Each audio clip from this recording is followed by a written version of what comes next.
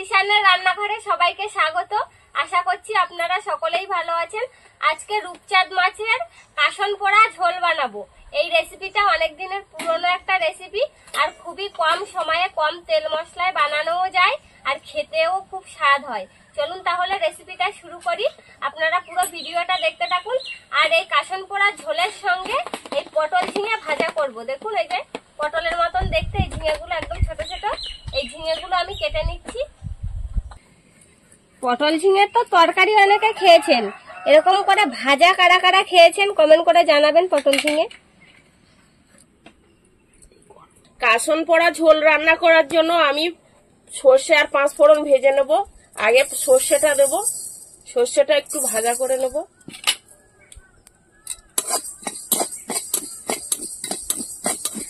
পাঁচ ফোড়ন দিয়ে দেবো।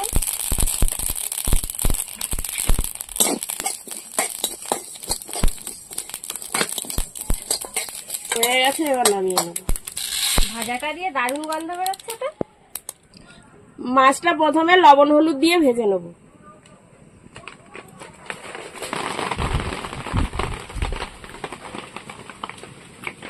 লবণ হলুদটা ভালো করে মাখিয়ে নেব মাছের সাথে।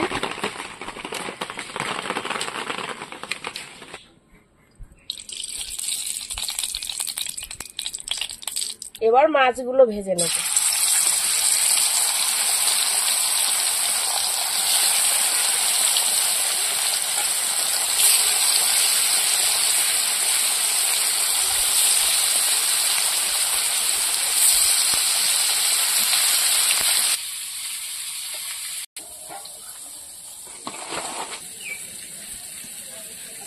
মাছের 1 ফিট হয়ে গেছে, এবার উল্টে দেবো মাছগুলো।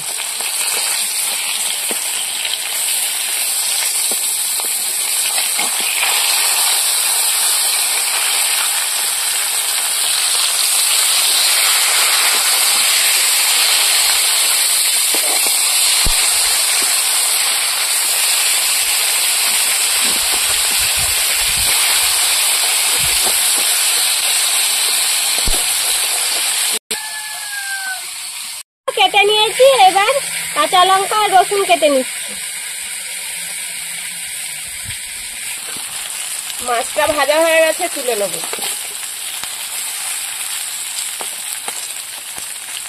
মাছ ভেজে তুলে নিয়েছি। এই তেলের মধ্যে কালো জিরে দিয়ে দেবো,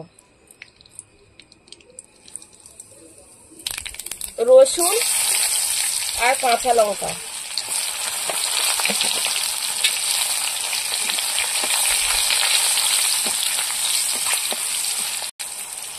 পরিমাণ মতন লবণ, হলুদ, গুঁড়ো লঙ্কা।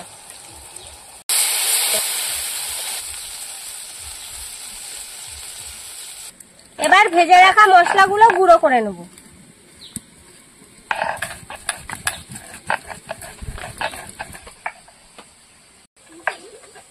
তরকারিটা ফুটতে ফুটতে আমি পটল ঝিঙাগুলো লবণ হলুদ মাখিয়ে রেখে দেবো। লবণ হলুদ মাখিয়ে রাখলে জলটা ঝরে যাবে, ভাজতেও সুবিধা হবে। ঝিঙে এমনিতেই জল বেরোয় শুধু।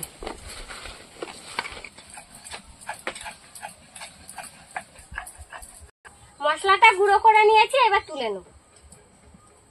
ঝোলটা ফুটে উঠেছে, মাছগুলো দিয়ে দেবো। এবার এই গুঁড়ো মশলাটা দিয়ে দেবো।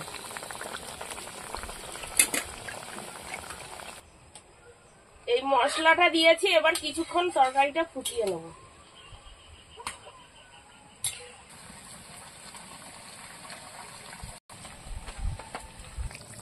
তরকারিটা হয়ে গেছে, এবার ধনেপাতা কুচিগুলো দিয়ে দেবো।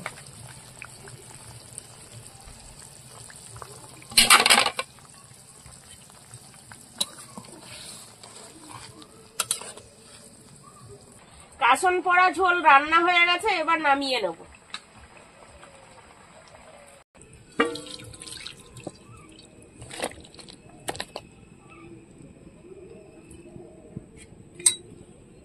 কাসন পোড়াটা রান্না হয়ে গেছে, এবার পটল ঝিঙেটা ভাজা করে নেব।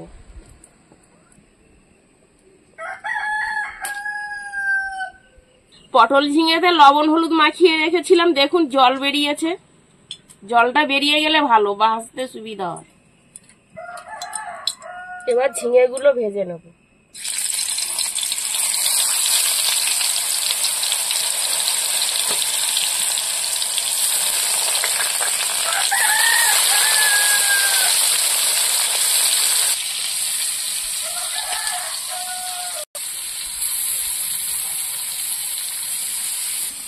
এবার জোরে জোরে জাল দিয়ে ঝিঙেটা ভাজা করে নিতে হবে, না হলে জল বেরোবে। জোরে জাল দিলে জলটা একটু কম বেরোবে। বন্ধুরা, এরকম আরো নতুন নতুন রেসিপি দেখতে আমাদের চ্যানেলটিকে সাবস্ক্রাইব করবেন আর অবশ্যই পাশে থাকা বেল আইকনটি প্রেস করবেন, তাহলে আমরা নতুন কোনো ভিডিও আপলোড করলে নোটিফিকেশন আপনাদের কাছে পৌঁছে যাবে। আর কে কোথা থেকে দেখছেন কমেন্ট করে বলবেন, তাহলে আমরা আরো নতুন নতুন ভিডিও করার আগ্রহ পাবো। কত সুন্দর সবুজ, ভাজা করলেও সবুজ সবুজ শাকসবজির একটা সৌন্দর্যই আলাদা। এবার উল্টে দেবো। এক সাইড হয়ে গেছে, দেখুন লাল লাল হয়েছে। এই যে গরম ভাত দিয়ে যা দারুণ লাগে খেতে।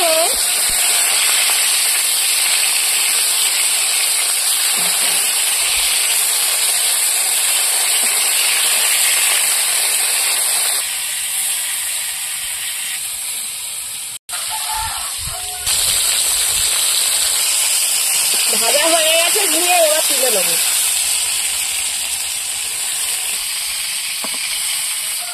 বাকি ঝিঙে গুলো এভাবে ভেজে নেবো।